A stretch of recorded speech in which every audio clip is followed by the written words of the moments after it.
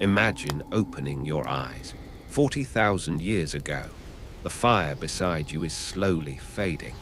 The morning air is cold, and the first light of dawn is beginning to reach the entrance of your shelter. Around you, your family is starting to wake. There are no cities, no roads, no money, no written history.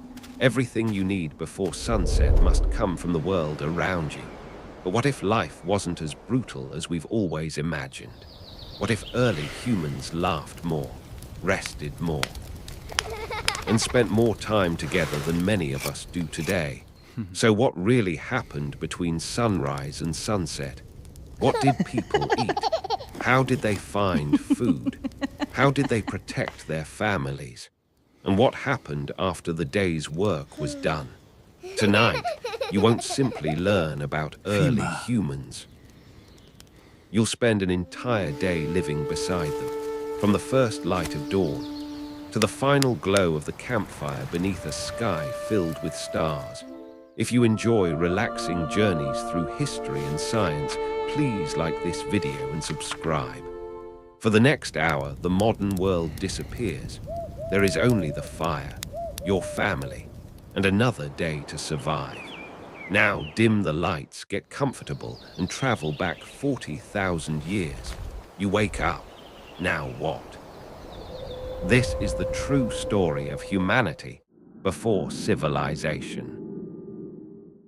Imagine opening your eyes as the first pale light of dawn slips quietly into your shelter. The fire that kept everyone warm through the night has almost burned out, leaving only a few glowing embers beneath a blanket of grey ash. Around you, your family is still asleep, wrapped in soft animal hides. Outside, birds have already begun to sing, and somewhere far beyond the trees, a herd of deer is beginning another ordinary morning. There are no alarms to wake you, no clocks to tell you the time, and no calendar waiting to remind you of today's plans. Instead, your body follows a rhythm that has guided human beings for thousands of generations, the rising of the sun. But before anything else happens, you make a decision. It may seem so ordinary that you would hardly notice it today, yet 40,000 years ago, it shaped every hour that followed. Do you leave the warmth of the fire now, or stay a little longer? Do you step outside immediately to understand the weather, or wait for the others to wake? Every morning begins with observation, because the world outside changes every single day. A cold wind from the north may mean animals have moved elsewhere. Fresh rain could reveal footprints left only moments ago. Thick morning fog might hide danger just as easily as it hides opportunity. For modern people, mornings usually begin with information delivered by a screen. Weather forecasts, news, messages, and calendars tell us what kind of day lies ahead before we even leave our beds. But for your ancestors, the landscape itself was the only source of information. The smell of the air, the direction of the breeze, the sound of birds, even the silence of the forest could reveal more than any written report ever could. Their survival depended on noticing details most of us would completely ignore today. Yet despite what many films suggest, waking up in prehistoric times was not an endless race against death. Archaeological evidence and studies of modern hunter-gatherer societies suggest that many mornings were surprisingly peaceful. Families did not spend every minute fleeing predators or desperately searching for food. Like us, they stretched after waking. They spoke quietly around the fire. Parents comforted sleepy children. Someone added fresh wood to the flames, while others simply watched the sunrise. Life could be difficult, but it was also filled with ordinary moments that rarely appear in popular stories about early humans. Perhaps the greatest difference was not how dangerous the world was, but how closely people paid attention to it. Every sunrise carried new information. Every sound had meaning. Every change in the landscape deserved to be noticed. Long before humans learned to read words, they had already become experts at reading nature itself. The forest was their newspaper, the sky their calendar, and the wind their first morning conversation. And once everyone was awake, another question quietly waited to be answered. What would they eat today? The first rays of sunlight are now spreading across the valley, and the camp is fully awake. The fire burns brightly once again, sending thin streams of smoke into the cool morning air. Children rub the sleep from their eyes while the older members of the group quietly prepare for another ordinary day. No one rushes. There is no panic. Yet before anyone leaves the shelter, a simple question hangs over every conversation. What will you eat today? For most of us, breakfast is little more than a habit. A cupboard is opened. Bread is toasted. Coffee is poured. We rarely stop to think about where our food came from or whether it will be there tomorrow morning. 40,000 years ago, that certainty did not exist. But surprisingly, this did not mean people woke every day on the edge of starvation.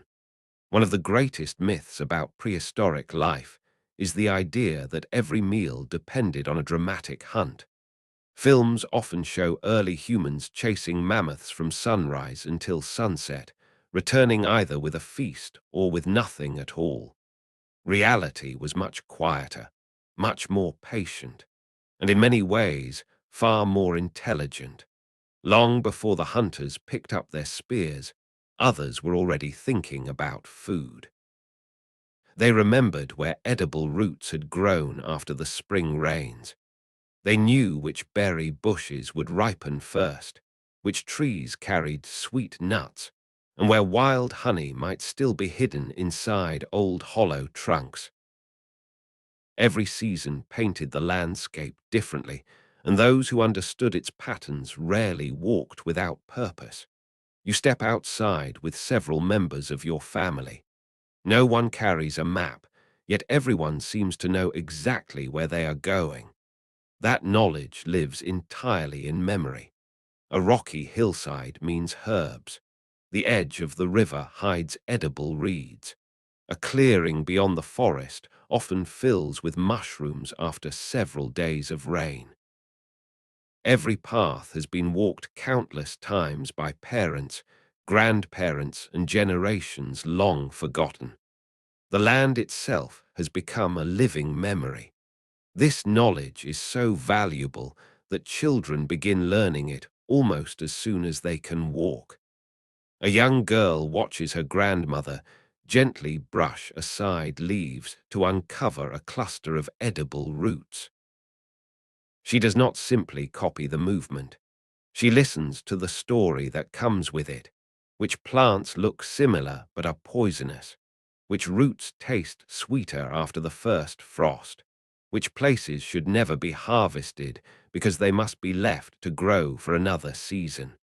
Every lesson is woven into conversation, repeated over hundreds of walks until it becomes impossible to forget. Modern science has revealed something remarkable. In many hunter-gatherer societies studied during the last century, the majority of daily calories often came not from hunting but from gathering. Meat was valuable, celebrated, and rich in energy, but it was unpredictable. Plants, nuts, fruits, seeds, and roots quietly formed the foundation of everyday survival. The people who knew the landscape best were often the people who kept everyone alive. And gathering was never simply about collecting food. Every journey became a lesson. Children learned the rhythm of the seasons without calendars. Adults noticed changes in animal tracks without ever discussing them directly. The smell of damp soil hinted that mushrooms might soon appear. Birds gathering in unusual places suggested fruit was beginning to ripen nearby. Nothing in nature existed by itself. Every sign connected to another. Perhaps that is what feels most unfamiliar to us today. Early humans did not separate themselves from nature. They lived inside it. Every morning they stepped into a world that constantly spoke to them, and over thousands of generations they learned how to listen. But while part of the family quietly searched for food close to camp, another group was preparing for something far less certain. Who would leave the camp? And why? The baskets have been woven. The digging sticks are leaning against the entrance of the shelter. Spears are checked one final time, their stone points catching the soft light of the morning sun. The camp has fully awakened, yet something interesting begins to happen. Not everyone prepares for the same journey. Who decides who leaves the camp, and why? For generations, we have been told a simple story.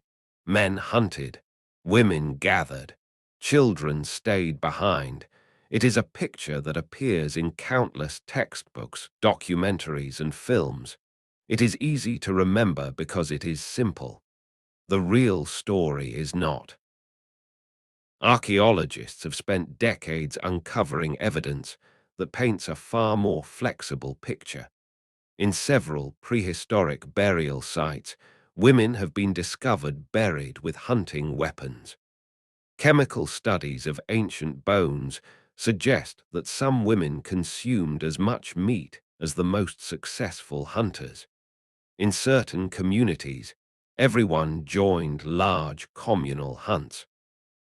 In others, older women became some of the group's greatest sources of knowledge, leading gathering expeditions across landscapes they had memorized over an entire lifetime. Early humans were not following fixed rules written by tradition. They were solving problems. If someone was the fastest runner, they hunted. If someone understood the plants better than anyone else, they gathered.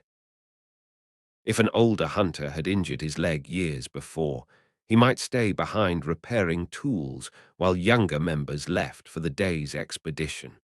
Survival rewarded skill far more than titles. As you stand outside the shelter, the group quietly separates into smaller teams. One group heads toward the forest carrying spears. Another follows the river with woven baskets hanging from their shoulders. A few remain behind to care for the youngest children and the oldest members of the camp. Nobody appears more important than anyone else. Every task supports the others. The hunters may return with hundreds of kilograms of meat, or they may return with nothing. The gatherers almost always return with something. That simple reality shaped human life for tens of thousands of years. This is why many anthropologists now believe gathering was not a secondary activity at all. It was the dependable foundation that allowed hunting to remain an occasional opportunity rather than a desperate necessity. A successful hunt could become a celebration remembered for years. A successful gathering expedition was simply another ordinary day that quietly kept everyone alive. Before leaving, there is almost no shouting or dramatic preparation. The experienced hunters study the wind. One kneels to examine fresh animal tracks discovered near the edge of the camp earlier that morning. Another quietly adjusts the leather bindings, holding his spear point in place. Every movement is slow, deliberate, familiar.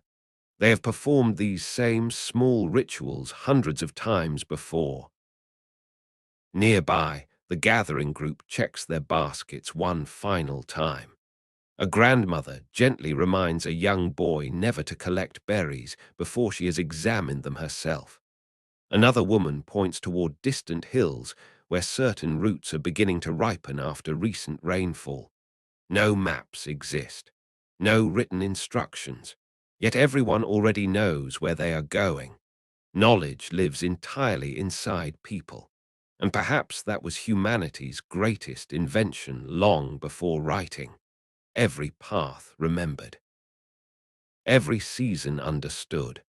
Every lesson carried from one generation to the next through nothing more than observation, conversation, and experience. As the groups slowly disappear into different parts of the landscape, the camp becomes strangely quiet. Only a few people remain beside the fire, repairing yesterday's tools and watching over the youngest children. Some are searching for food, some are searching for opportunity, but the hunters are searching for something far more uncertain. How do you hunt an animal that can run faster than you ever could? At first, the hunt seems hopeless. The herd spots you almost immediately. Within seconds, the animals disappear across the open grassland, moving with a speed no human could ever hope to match. An antelope can sprint at nearly 50 miles per hour. Even the fastest human has no chance of catching it. So why do you keep walking? For a long time, people imagined prehistoric hunters chasing animals with incredible speed and strength, overpowering them through force alone. It makes for exciting films, but nature tells a different story. Humans were never the fastest predators. We became something far more dangerous. You continue following the tracks left in the soft earth. The pace is calm. Nobody runs. Nobody wastes energy. Every few minutes someone kneels beside a footprint, touching the soil with careful fingers. Another hunter studies broken branches or freshly disturbed grass. Every sign tells part of a story. The herd is still moving north. One young animal has begun to limp slightly. The wind is still in your favor. Hours pass. The sun climbs higher and the heat begins to settle across the landscape. This is when the hunt truly begins. Unlike wolves or lions, humans possess a remarkable advantage. Our bodies are built not for speed, but for endurance. Millions of sweat glands cool our skin as we move. Long legs make walking and running efficient over great distances.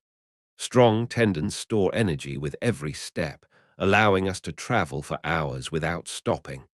The antelope has a different problem. Its powerful body can explode into incredible speed, but only for a short time. As the temperature rises, every sprint traps more heat inside its muscles. It must stop. It must breathe. It must recover. You never give it that chance. The hunters continue at the same steady pace, not chasing, not racing, simply following. Modern scientists call this persistence hunting, one of the most extraordinary hunting strategies ever developed by our species. Instead of defeating an animal through strength, humans defeated it through patience. Kilometer after kilometer, hour after hour, they allowed nature itself to exhaust their prey. It sounds almost unbelievable today. Yet anthropologists have documented similar hunting methods among traditional hunter-gatherer societies, even in recent history. In the scorching heat of Africa, experienced hunters have been known to follow a single antelope for several hours until exhaustion finally slows it enough for a carefully thrown spear. The real battle is not against the animal. It is against time, against the heat, against your own determination to keep taking one more step. Around you, nobody speaks. Conversation wastes breath. Every hunter understands their role without needing instructions. One watches the horizon. Another studies fresh tracks. A third quietly checks the wind, making sure your scent never reaches the herd too early. This is not chaos. It is teamwork refined over thousands of generations. Eventually, something changes. Fresh tracks become deeper. The distance between footprints grows uneven. The animal is tiring. Its breathing is becoming heavier. The advantage is no longer speed. It is endurance. One carefully aimed spear finally ends the chase. Silence follows. No celebration. No shouting. Only quiet respect. The hunters kneel beside the animal that will feed their families, provide hides for clothing, bones for tools, and sinew for binding spear points. Nothing will be wasted. Every part has value. For thousands of generations, success was never measured by how many animals you killed. It was measured by how little nature had to give before an entire community could survive another week. And while the hunters begin preparing the long journey back to camp, another group has been busy all along. What was happening back at the camp while everyone else was away?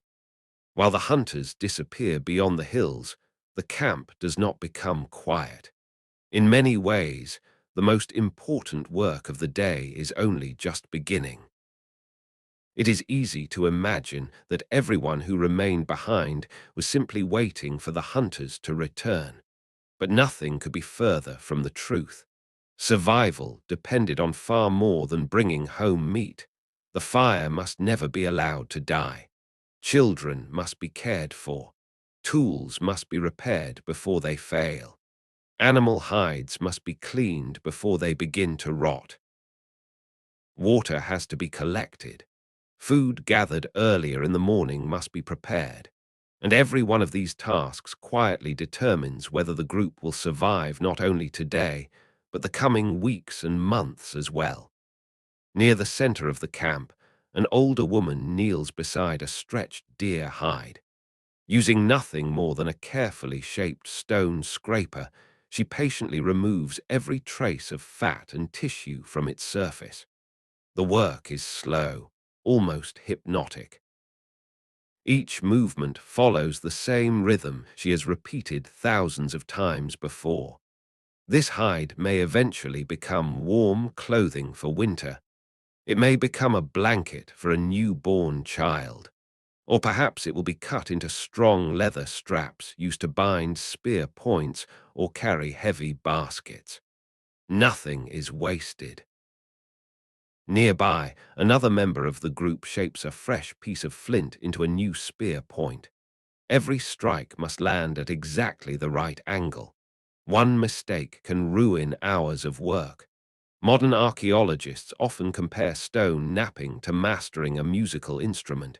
It requires patience, precision, and years of practice before true skill begins to appear. Children watch carefully. No classroom exists. No teacher stands before them. Learning happens through observation. A young boy quietly picks up a small stone and tries to copy the movements of the experienced toolmaker. His first attempts produce nothing useful. The flakes break in the wrong direction. The edges become dull instead of sharp.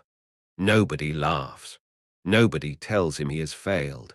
Instead, an older hand gently adjusts his grip. Another strike. Another lesson. One day he will teach someone else. Knowledge survives because every generation becomes both student and teacher. A short distance away, several children play near the edge of the camp. At first glance, it looks like nothing more than ordinary play. They chase one another through the grass using small sticks as imaginary spears. They laugh as they hide behind rocks and fallen trees. But they are doing something much more important than passing time. Without realizing it, they are practicing, running, throwing, cooperating, solving problems together. Many of the games played by prehistoric children were likely preparing them for adult life long before they understood why. Modern psychologists have discovered that play is one of the most powerful forms of learning. Long before schools existed, evolution had already invented a remarkably effective classroom. The afternoon passes slowly. Smoke rises gently from the fire. Stone strikes stone in a steady rhythm. Someone begins twisting dried plant fibers into strong cord. Another person carefully repairs a woven basket damaged during yesterday's gathering expedition. There is conversation. There is laughter. There are long moments when nobody speaks at all. To a modern observer, this might seem unproductive, but for early humans, these quiet hours were building the future one small task at a time. Every repaired tool, every prepared hide, every lesson shared with a child, every basket woven. Each one made tomorrow just a little more likely. And as the sun begins its slow journey toward the horizon, everyone starts looking toward the same distant hills. The hunters should have returned by now. So, what happens if they never come back? The sun is already beginning its slow descent, and a quiet unease settles over the camp. No one says it aloud, but everyone notices the same thing. The hunters should have returned by now. Children stop their games and glance toward the distant tree line. An elderly woman pauses while repairing a leather pouch. Even those busy preparing the evening fire occasionally lift their heads, listening for familiar footsteps. So, what happens if the hunters never come back? For early humans, this was never an impossible thought. Hunting was dangerous long before a spear was ever thrown. A broken ankle 5 miles from camp could become a death sentence. A charging bison could scatter an entire hunting party. A sudden storm might erase tracks and force everyone to take a longer route home. Sometimes a hunt simply lasted much longer than expected. Nobody had watches. Nobody knew exactly when someone would return. Waiting became part of life. Yet panic was surprisingly rare. One reason was experience. The people waiting at camp understood something that modern films often ignore. A successful community never depended on a single hunter. Food gathered earlier that day already lay beside the fire. Baskets filled with roots, berries, nuts, and edible plants would feed the group even if the hunt failed completely. The tools had been repaired. Water had been collected. The camp was ready for another night, whether meat arrived or not. This quiet preparation was one of humanity's greatest survival strategies. Redundancy, never placing all hope in one outcome. If the hunters succeeded, everyone benefited. If they failed, life continued. As the afternoon slowly turns toward evening, distant birds suddenly rise above the trees. Several people notice, not because birds always meant danger, but because every unusual movement in nature deserved attention. Moments later, a familiar sound reaches the camp, not voices, wood striking against wood, the soft rhythm of spear shafts tapping together as people walk. The hunters are returning. Children are the first to run toward them, not because they know whether the hunt was successful, but because every safe return is worth celebrating. As the group comes into view, everyone immediately begins reading silent clues. Are they walking slowly from exhaustion? Are they carrying heavy loads? Do they smile? Without a single word, experienced eyes can already guess the outcome. Today has been a good day. Across the shoulders of two hunters hangs a freshly killed antelope. It is not enormous. It will not feed the group for months, but it is enough. Enough fresh meat for tonight, enough hide for clothing, enough bones for future tools, enough sinew to repair damaged weapons, enough fat to preserve leather. Nothing will be wasted. There is no wild celebration, no shouting. Only quiet satisfaction. Several people immediately step forward to help carry the animal into camp. The work begins almost at once. The hide is carefully removed. The best cuts of meat are prepared for cooking. Some pieces are sliced into thin strips that will later be dried above the fire, allowing them to last for many days. Children watch every movement. They are not simply watching dinner being prepared. They are watching knowledge being passed from one generation to the next. Every cut has a purpose. Every bone is saved. Every lesson matters. Modern supermarkets have made us forget something our ancestors understood instinctively. Food was never just something to eat. It was clothing. It was shelter. It was medicine. It was tools. It was tomorrow. As evening slowly settles across the valley, the rich smell of roasting meat begins drifting through the camp. People gather once again around the fire. The hardest work of the day is finally over, but now another part of human life is about to begin. What did early humans do when there was finally nothing left to do? The evening meal has ended. The last pieces of roasted meat are shared between the families, and the camp slowly settles into a quieter rhythm. The day's work is finally behind you. The hunt is over. The baskets have been emptied. The tools have been repaired. The children are no longer running through the grass. For the first time since sunrise, there is nothing that absolutely must be done. But what did early humans do with this time? Many people imagine that prehistoric life left no room for rest. Every hour, they assume, was spent searching for food or avoiding danger.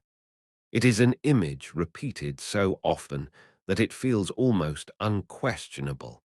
Yet modern anthropologists studying hunter-gatherer societies have reached a surprising conclusion. Many groups actually enjoyed far more leisure time than most people living in industrial societies today. That does not mean life was easy. It means that once the essential work was finished, people often stopped working. You move closer to the fire. Someone quietly feeds another branch into the glowing embers. Sparks drift upward into the darkening sky before disappearing among the first stars. Nobody reaches for a phone. Nobody checks the time. Nobody worries about tomorrow's meeting. The evening belongs entirely to the people gathered here. Children continue playing, though their games have become slower now. They imitate the hunters they watched return only an hour earlier, pretending to track invisible animals through the grass. Every laugh echoes gently across the valley. Nearby, two older men compare newly made spear points, discussing which shape might fly straighter. They are not arguing. They are experimenting. Innovation did not begin with cities. It began beside fires exactly like this one. A woman patiently threads animal sinew through a leather pouch, while another carefully twists dried plant fibers into stronger cord. Their hands never seem to stop moving, yet the work feels almost meditative rather than exhausting. Conversation flows naturally. Stories are exchanged. Someone remembers a successful hunt from many winters ago. Another laughs about a young hunter who once slipped into a river while trying to impress everyone else. Humor leaves almost no trace in archaeology. Stone tools survive. Bones survive. Fireplaces survive. Laughter does not. Yet there is every reason to believe it was just as common then as it is now. After all, humor is deeply human. It strengthens friendships. It reduces tension. It helps groups remain united during difficult times. Long before writing, long before kingdoms, long before history itself, people were already making one another smile. Perhaps this is one of the greatest misconceptions about early humans. We often picture them as primitive, always serious, always struggling. But they loved, they grieved, they celebrated, they joked. In many ways, they were emotionally far closer to us than they were different. The fire continues crackling softly. Faces glow orange in the dancing light.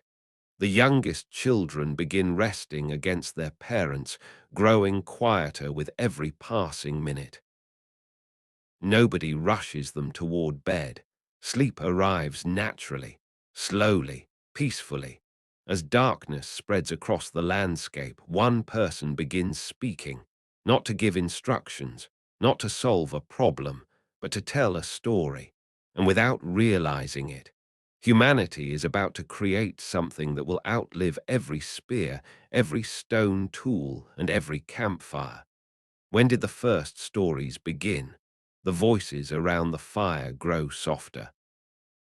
The youngest children have curled beneath warm animal hides, fighting to keep their eyes open just a little longer. The hunters lean back against smooth stones, their tired bodies finally beginning to relax. Above them, thousands of stars slowly emerge, one by one, filling a sky untouched by smoke, cities, or artificial light. Then someone begins to speak. There is no book, no paper, no writing, only a human voice carried by the night air. And everyone listens. When did the first stories begin? No one knows the exact moment. No archaeologist has ever uncovered the world's first story preserved in stone. Words disappear the instant they are spoken. Unlike tools or bones, stories leave almost no physical evidence behind.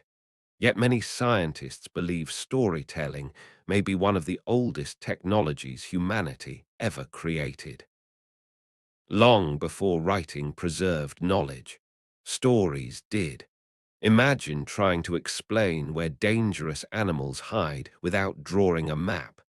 Imagine teaching a child which plants are poisonous without a written guide. Imagine remembering the path to a distant river discovered years ago. A story could do all of that. A single tale told beside a fire might carry enough knowledge to save someone's life many seasons later. This is why anthropologists often describe storytelling as humanity's first library. Knowledge was never stored on shelves. It lived inside people. One generation remembered, the next repeated, the one after that improved it. You watch the oldest member of the camp as everyone quietly gathers closer to the fire. His voice rises and falls with a calm rhythm. Perhaps he speaks of an enormous herd that crossed these valleys many winters ago. Perhaps he remembers a journey through mountains where food was almost impossible to find. Or perhaps the story has grown larger with every generation. A brave hunter becomes a legendary hero. A clever wolf becomes a talking spirit.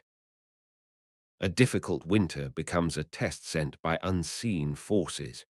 That is how myths are born, not through lies, but through memory, imagination, and time.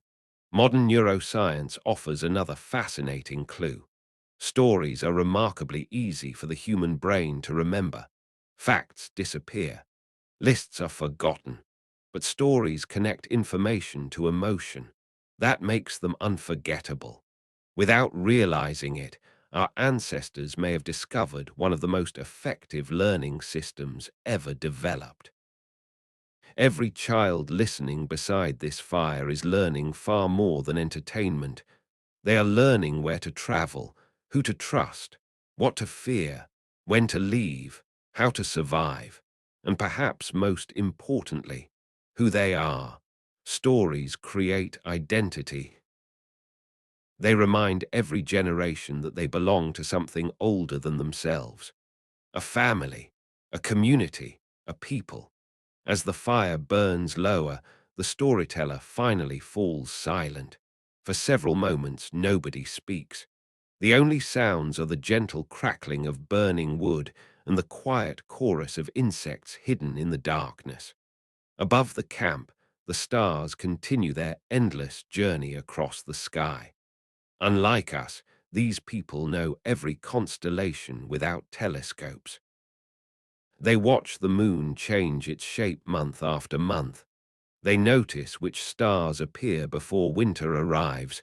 The sky is not simply beautiful. It is a calendar, a compass, a clock, perhaps even something sacred. For tens of thousands of years, every human being who ever lived looked up at these same stars and wondered exactly the same thing. What waits for us beyond the darkness? Tomorrow morning, they will wake once again beneath this sky, and another ordinary day will begin, just as it has, for countless generations. The fire has almost disappeared. Only a few glowing embers remain, quietly pulsing beneath a blanket of white ash. One by one, the conversations fade into silence. The children have already fallen asleep, wrapped safely beneath warm animal hides. The adults settle beside one another, their bodies tired from another ordinary day that has now become another distant memory. Above them, the stars continue their silent journey across the night sky. Nothing about this moment feels extraordinary, and perhaps that is exactly what makes it extraordinary. Throughout this entire day, you never witnessed a great battle. No mighty king appeared. No empire rose. No famous invention changed the world. Instead, you experienced something far more important, an ordinary day, because history is rarely shaped only by extraordinary people. It is built by millions of ordinary mornings, ordinary families, ordinary conversations. Ordinary meals shared around ordinary fires, generation after generation. For almost all of human existence, people lived days very much like this one. They woke with the rising sun. They watched the weather. They searched for food. They cared for their children. They repaired their tools. They laughed together. They shared stories beneath the stars. Then they slept, only to begin again tomorrow. It is easy to imagine these people as strangers from another world. Yet the longer we spend beside them, the more familiar they become. The love between parents and children, the comfort of returning home after a long day, the satisfaction of sharing a meal, the quiet peace of sitting beside a fire while listening to someone tell a story. None of these things belong to the modern world. They belong to humanity itself. Over the next 40,000 years, almost everything around these people would change. Villages would become cities. Cities would become kingdoms. Kingdoms would become nations. Writing would preserve knowledge. Agriculture would transform the land. Ships would cross oceans. Machines would reshape civilization, and eventually, people would walk on the moon. Yet beneath every remarkable achievement, something much older would remain. The same curiosity, the same cooperation, the same desire to protect those we love, the same hope that tomorrow will be a little better than today. Perhaps that is the greatest lesson hidden inside the ordinary life of our ancestors. Technology has changed. Civilizations have changed. The world has changed. But the human heart has changed far less than we often imagine.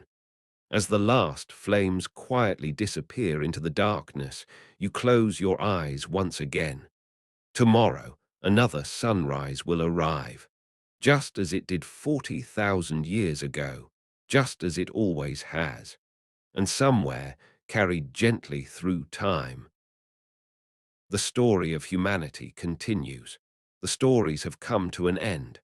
One by one, the voices around the fire grow quieter until only the gentle crackling of burning wood remains.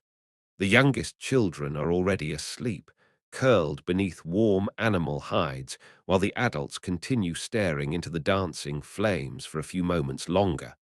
No one seems to be in a hurry. The day has lasted exactly as long as nature intended. The sun has disappeared. The work is finished. Now, it is finally time to sleep. But did early humans actually sleep better than we do today? At first, the answer may seem obvious. No traffic, no phones, no glowing screens, no late-night emails, no alarms waiting to interrupt the morning. It sounds like the perfect night's sleep. Yet reality was far more complicated. The nights were darker than anything most modern people have ever experienced. Without artificial light, the stars filled every corner of the sky, and the only source of warmth came from the slowly fading fire beside the family. As the flames became smaller, the temperature inside the shelter gradually dropped. People pulled animal hides closer around their bodies. Some shifted position. Others briefly opened their eyes before falling asleep once again. Sleep was rarely one long, uninterrupted experience. Modern sleep scientists believe our ancestors probably woke naturally several times during the night, not because something was wrong, but because that may have been completely normal. Before electric lighting transformed human life, many societies throughout history described sleeping in two separate periods, sometimes called first sleep and second sleep. Between them, people quietly talked, reflected, prayed, repaired simple objects, or simply watched the fire before drifting back to sleep. Perhaps our ancestors followed a similar rhythm for thousands of years. The silence of the night allowed them to notice things we rarely experience today. The distant sound of moving water, wind passing through tall grass, the call of an owl somewhere beyond the valley, the gentle breathing of family members sleeping only a few feet away. These sounds did not interrupt sleep. They became part of it. There was comfort in knowing you were never alone. Every member of the group rested together. The fire remained alive. The stars remained above, and somewhere beyond the darkness, morning was already on its way. Perhaps that is the greatest difference between their nights and ours. Today, many people fall asleep surrounded by noise. 40,000 years ago, people fell asleep surrounded by nature. As another log quietly settles into glowing embers, someone near the fire slowly opens their eyes, not because the night is over, but because someone has always remained awake, who watched over everyone while the rest of the camp slept. As darkness settles over the valley, the camp grows quieter with every passing minute. Most of the children are already asleep. The fire burns lower than before, casting long shadows across the shelter walls. The stories have ended, the laughter has faded, and one by one, people close their eyes. But something unexpected happens. Not everyone goes to sleep. Who stayed awake while everyone else slept? It may seem like a simple question, yet for thousands of generations, the answer could mean the difference between life and death. During the day, the world belonged to people. At night, it belonged to something else. The darkness concealed dangers that even the most experienced hunter could not predict. Wolves wandered silently through the forests. Hyenas searched for abandoned food. Curious bears occasionally approached the smell of smoke drifting through the night air. Most nights passed peacefully, but nobody could know which night would be different. That uncertainty changed the way early humans slept.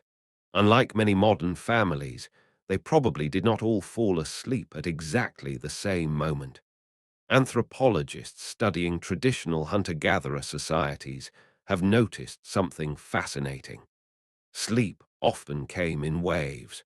Some people naturally became tired earlier. Others remained awake much later, quietly feeding the fire, repairing a tool, or simply watching the darkness beyond the camp. Hours later, they would sleep while someone else woke naturally, without planning it. Someone was almost always awake. Scientists call this the sentinel hypothesis. It suggests that human sleep may have evolved in a way that naturally protected the entire group. Instead of everyone sleeping deeply at the same time, different individuals rested at different hours, creating an almost continuous watch throughout the night. No guards were appointed. No schedule was written. Human biology may have done the work on its own. You sit quietly beside the fire. The flames are now little more than glowing embers.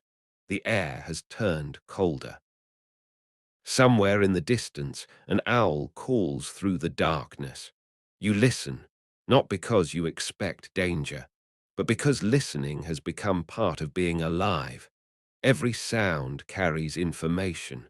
A branch breaking, leaves moving, running water, the distant howl of an animal far beyond the valley.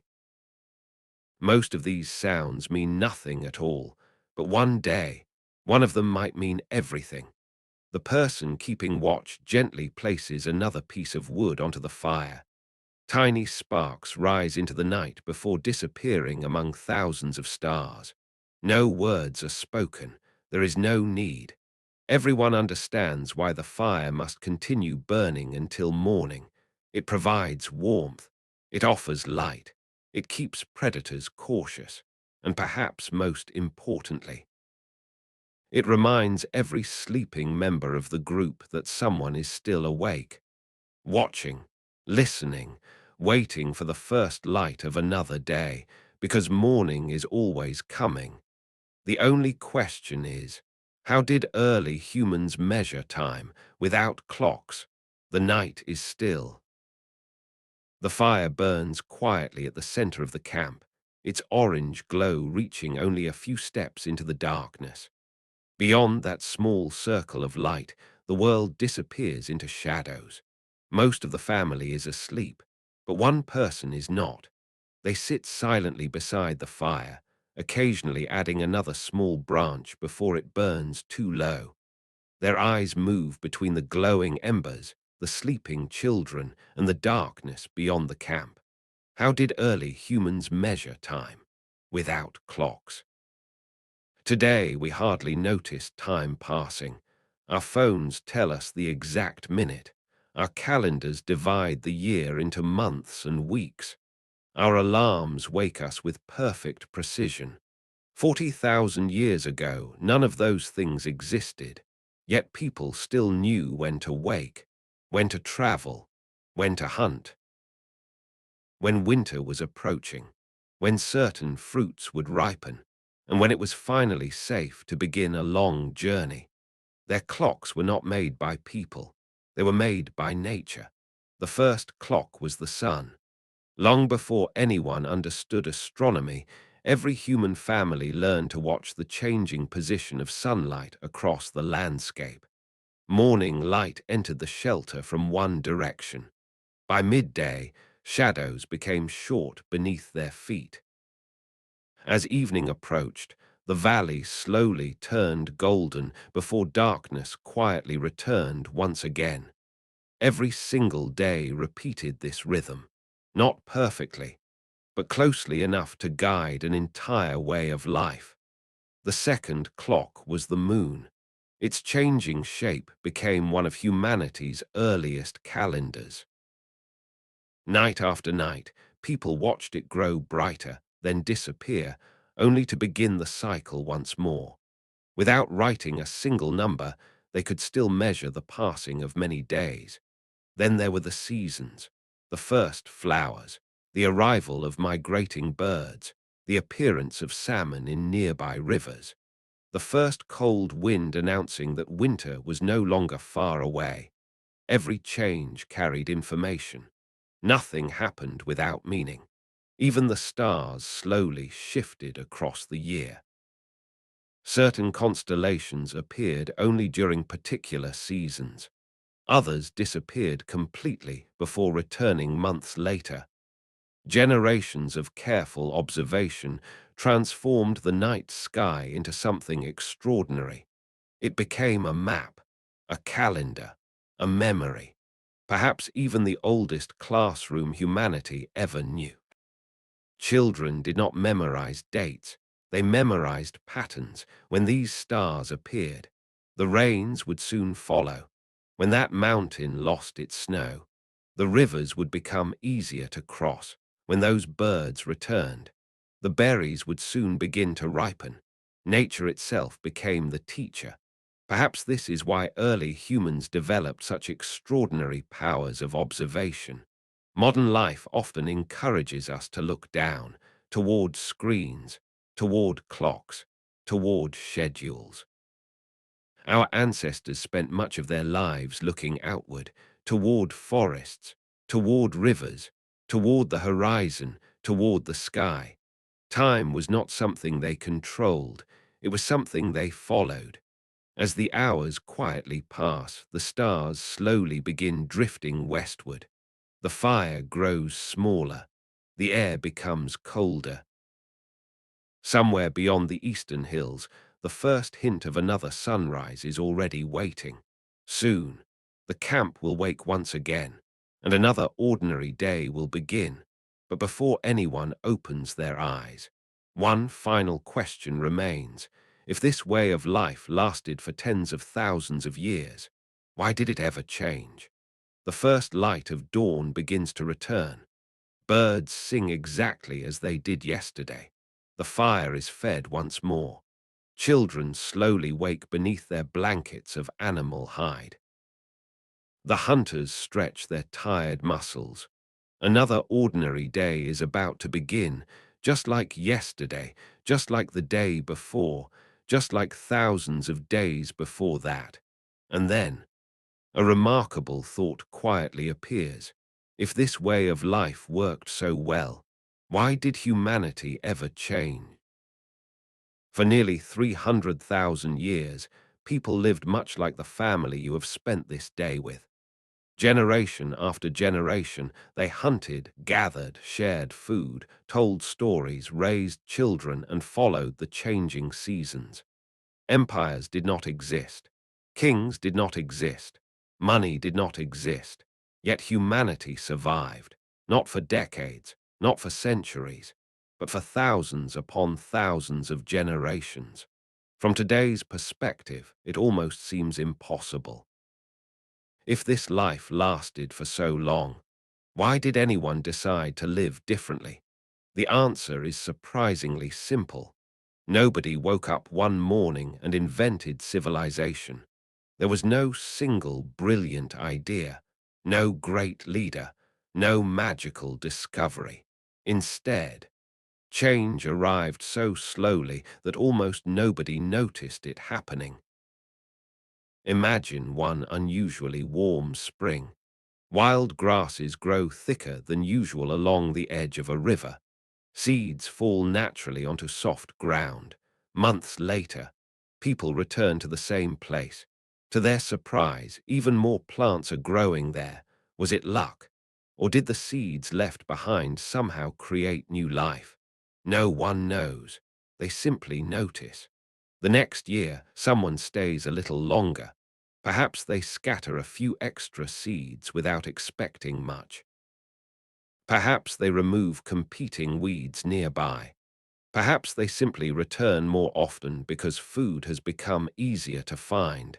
Without realizing it, an experiment has begun, not inside a laboratory, but inside nature itself.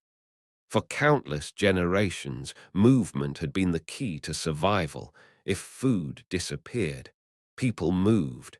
If winter arrived, people moved. If animals migrated, people followed. But now, for the first time, the land itself begins asking a different question. What if you stayed? Nobody understands where this question will eventually lead. Not to villages, not to cities, not to writing, not to kingdoms. Those ideas remain thousands of years in the future. For now, It is only a tiny possibility, a quiet thought carried by a handful of curious people standing beside a river. Most families continue living exactly as they always have, and for many thousands of years, they are probably making the right decision, because the world still belongs to those who understand its forests, rivers, mountains, and changing seasons. Yet history has begun to move, almost invisibly, like the first crack appearing in a sheet of ice. Small enough that nobody pays attention, large enough that one day it will reshape the entire world. But before humanity builds its first village, one final question remains unanswered. What did we gain? And what did we lose when we stopped wandering? The first villages would eventually appear. Fields would replace forests. Stone houses would replace temporary shelters. Animals would become livestock instead of prey.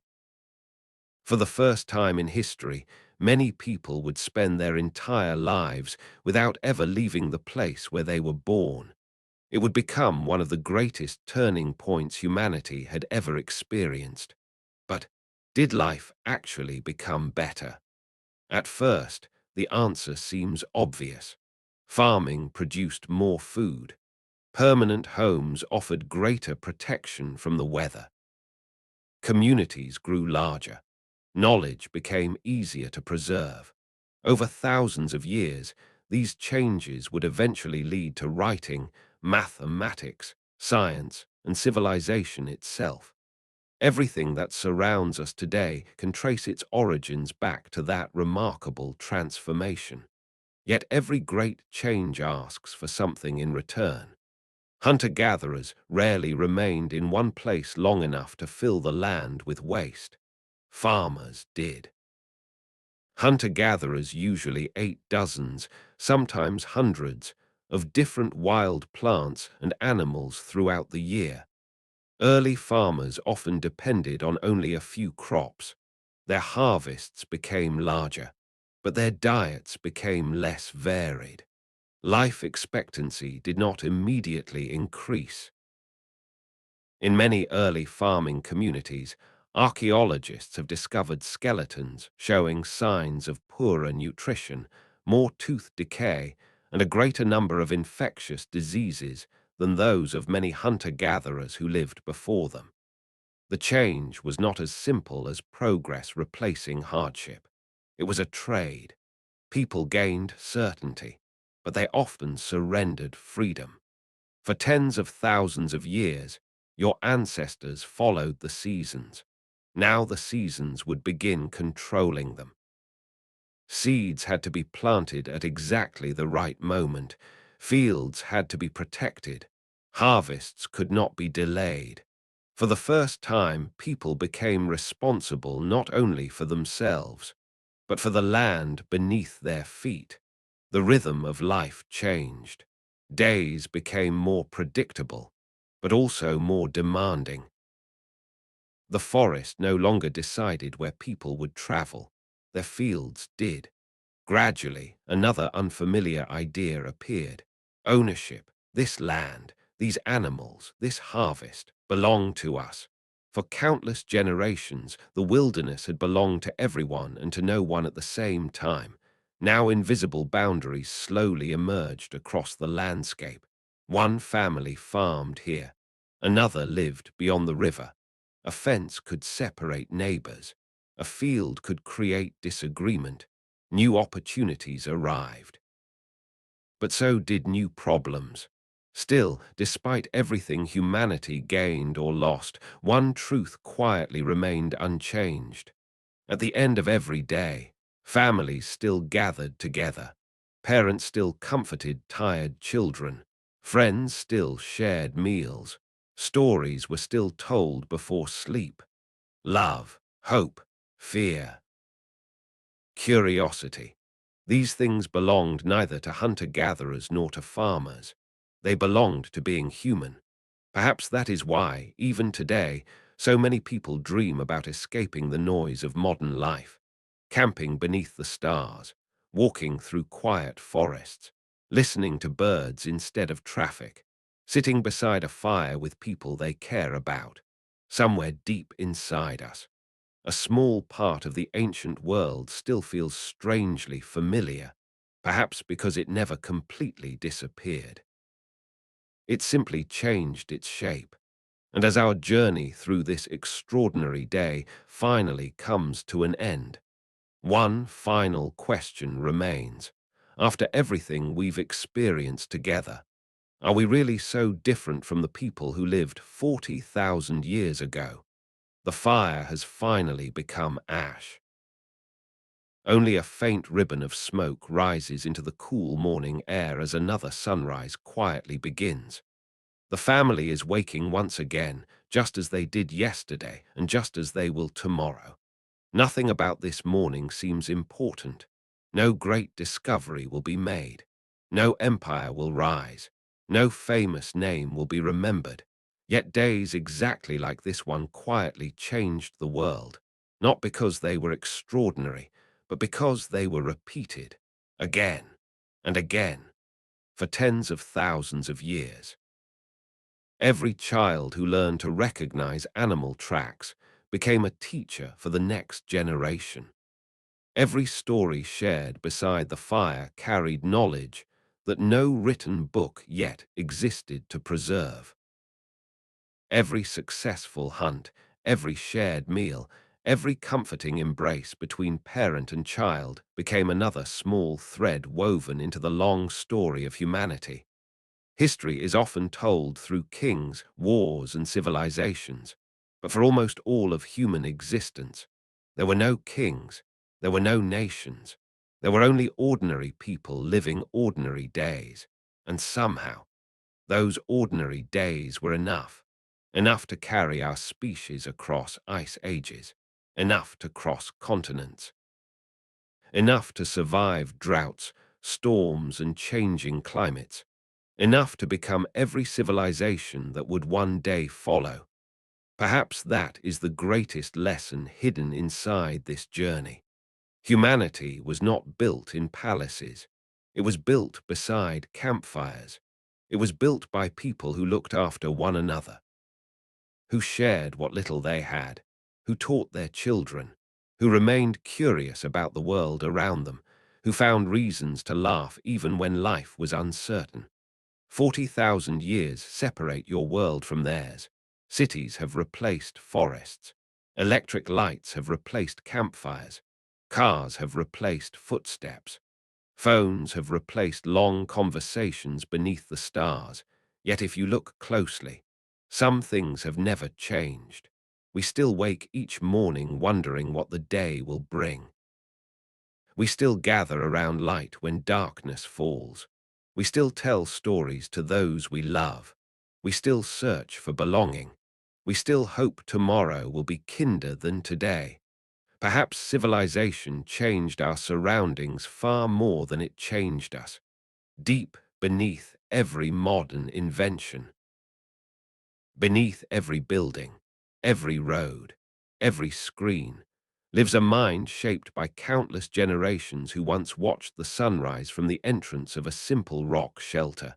And perhaps that is why places like this still speak to us, why mountains feel peaceful, why forests feel familiar, why sitting beside a quiet fire can calm something inside us that words cannot fully explain.